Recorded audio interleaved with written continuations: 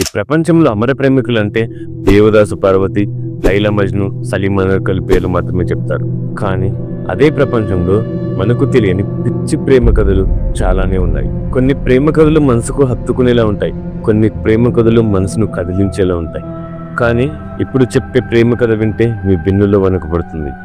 ఒక డాక్టర్ తన దగ్గరకు వచ్చిన పేషెంట్ను ప్రేమించి తను చనిపోయిన తర్వాత కూడా 7 సంవత్సరాలు తన శవాన్ని తన రూమ్లోనే తన బెడ్ పైన పెట్టుకుని సహజీవనం చేశారు.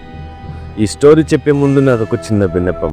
మీరు ఎంతమందిని ఆదరించారు, అదే పెద్ద మనసుతో నన్ను కూడా ఆదరించండి. Please subscribe to my channel. అది 1931 ఫ్లోరిడాలో మెరీన్ హాస్పిటల్లో ఒక అమ్మాయి టీబీ వ్యాధి ట్రీట్మెంట్ కోసం వచ్చింది. ఆమె పేరు ఎలెనా. అదే హాస్పిటల్లో రేడియోలాజికల్ టెక్నీషియన్గా పనిచేస్తున్న టాన్జ్లర్ తాను ఒక డాక్టర్గా పరిచయం చేసుకున్నాడు. తన చిన్నప్పటి నుంచి తన కళ్ళలో ఒక అమ్మాయి కనిపించింది, చాలా అందంగా ఉంటుందని, అచ్చం అలానే మీరు ఉన్నారని చెప్పి ఒకరోజు టాన్జ్లర్ ఎలెనాకు ప్రపోజ్ చేశాడు. ఆ ప్రపోజల్లో రిజెక్ట్ చేసింది ఎలెనా. ఎందుకంటే ఆమెకు టీవీ ఉంది. ఆయనకు తెలుసు ఈ వ్యాధి నయం కాదని. టాన్జ్లర్ ఎలెనాను తన ఇంటికి తీసుకెళ్లి వింత ప్రయోగాలన్నీ చేశారు, వింత మందులన్నీ తయారు చేశారు. కానీ ఏది పని చేయలేదు. అయితే ఒక రోజు అక్టోబర్ 25, 1931లో ఆమె చనిపోయింది.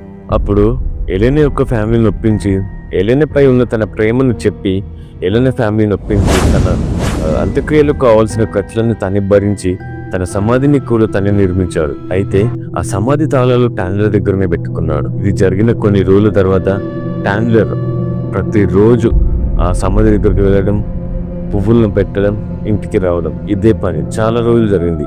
అయితే కొన్ని రోజులకు ఈయన పిచ్చి ఎంత ముదిరిందంటే ఎలెనా యొక్క సమాధి దగ్గర ఒక టెలిఫోన్ను పెట్టిండు. చుట్టుపక్కల వాళ్ళు టాన్జ్లర్ని, ఏంటి టాన్జ్లర్ ఏమైంది, నీకు పిచ్చిగాని పట్టిందా, ఆమె సమాధి దగ్గర ఫోన్ పెట్టడం ఏంటి, నీకేమైనా పిచ్చిగాని పట్టలేదు కదా అని అందరూ అంటుంటే, లేదు ఆమె నాతో రోజు మాట్లాడుతుంది, ఆమె ఆత్మ నాతో మాట్లాడుతుందని చెప్పుకుంటూ వచ్చాడు. ఈ చుట్టుపక్కల వాళ్ళందరూ వీరికి ఖచ్చితంగా పిచ్చి పట్టిందని వదిలేశారు. అయితే ఇలానే రోజు అందరూ అనడం వల్ల ఈయనకు ఏమీ అర్థం కాక ఒకరోజు తన సమాధి దగ్గరికి వెళ్ళి ఆ సమాధిని ఓపెన్ చేసి ఆ సమాధిలోనే ఉన్న ఎముకలు, ఆమె అస్తిత్వం ఏదైతే ఉందో అవన్నీ తీసుకొని ఇంటికి వచ్చాడు.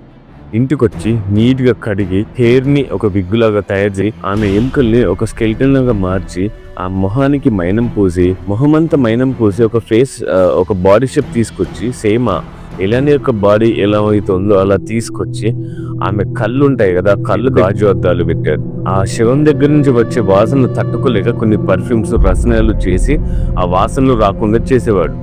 అయితే ఆ బాడీ షేప్ వచ్చిన తర్వాత ఆమె కోసం తెచ్చి పెట్టుకున్న చాలా డ్రెస్సుల్లో ఒక డ్రెస్ తీసుకొచ్చి ఆమె శరీరానికి వేసి ఆ బెడ్ పైన పెట్టుకుని పడుకునేవాడు. రోజు ఆమెతో మాట్లాడుకుంటూనే పడుకునేవాడంట. ఇలా 7 సంవత్సరాలు గడిచాయి. రోజు ఆమె ఫేస్కి మేకప్ వేయడం, కొత్త డ్రెస్ వేయడం, బెడ్ పైన పడుకోబెట్టుకోవడం. అలానే తను చూస్తూ తనపై చేయి వేసి తనతో మాట్లాడుతూనే ఉండేవాడంట.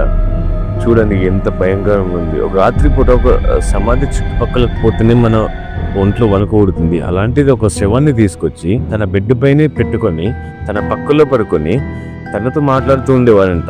ఎంత పిచ్చి ప్రేమను చూడండి. ఇలానే 7 సంవత్సరాలు గడిచాయి. ఒకరోజు ఎలెనా సిస్టర్ టాన్జ్లర్ బిహేవియర్ పై అనుమానం టాన్జ్లర్ ఇంటికి వెళ్ళి ఆయన బెడ్ ఒక్కసారి చూసేసరికి ఆమె ఒంట్లో వణుకు, భయం పుట్టి గట్టిగా వచ్చి బయటికి పరిగెత్తుకుంటూ వచ్చి పోలీసులకు ఫోన్ చేసింది. పోలీసులు టాన్జ్లర్ ఇంటికి వచ్చి ఆమె శవాన్ని స్వాధీనం చేసుకొని టాన్జ్లర్ని అరెస్ట్ చేశారు. శవాన్ని దొంగిలించినందుకు గాను కొన్ని రోజులు జైలు శిక్ష వేశారు. తనపై ఎలాంటి అభియోగాలు లేవని కోర్టు ఆ కేసును కొట్టివేసింది. ఇది జరిగిన కొన్ని రోజులకు టాన్జ్లర్ మరణించాడు. ఈ విషాద ప్రేమికుల గురించి చాలా న్యూస్ పేపర్లు, చాలా కథనాలు ప్రచురించాయి. అప్పట్లో చాలా సెన్సేషనల్. అయితే పోలీసులు ఎలెనా శవాన్ని అంత్యక్రియలు జరిగే వద్ద ప్రదర్శనకు పెట్టారు. చాలా మంది అమెరికన్లు ఎగబడి వేలాది మంది వచ్చి చూశారు. కొంతమంది ఈయనది స్వచ్ఛమైన ప్రేమ అని చెప్తుంటే, కొంతమంది మాత్రం ఇదొక సైకోగాడు, ఇదొక సైకో ప్రేమ అని అన్నారు. టాన్జ్లర్ చనిపోయే టైంలో కూడా ఎలెనా లాంటి బొమ్మ తన పక్కనే ఉందని చెప్పుకుంటూ వచ్చారు. ఏదేమైనా ఇలాంటి ప్రేమలు చాలానే ఉన్నాయి. మీ అభిప్రాయాన్ని కామెంట్ రూపంలో తెలియజేయండి ప్లీజ్. ఇప్పటిదాకా మీరు చూసినట్లయితే ఖచ్చితంగా మీకు నచ్చే ఉంటుంది ఈ story. Please subscribe to my channel.